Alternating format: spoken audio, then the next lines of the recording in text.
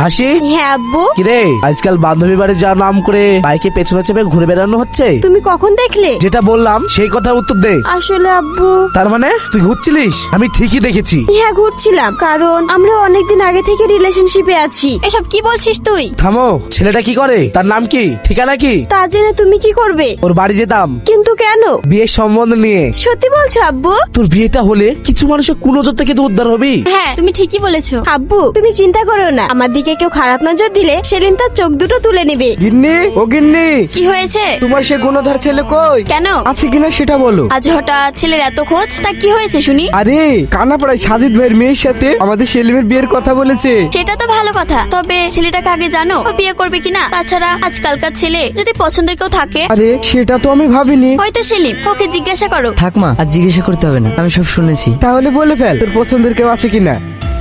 সেলিম, কে আপনি? আমি হাসির আব্বু। তুমি আমার মেয়েকে বাঁচাও বাবা। কেন, হাসির কি হয়েছে? আর আপনার এই অবস্থা কি করে হলো? বাপ, আমি আর হাসি তোমাদের বাড়ি আসবো বলে আসছিলাম।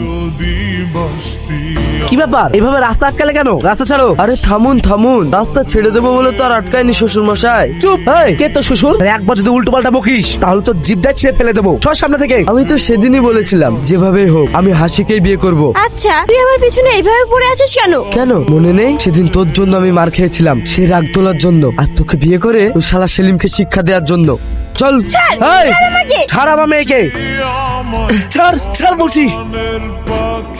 আব্বু, চল। ছাড় আমাকে আব্বু।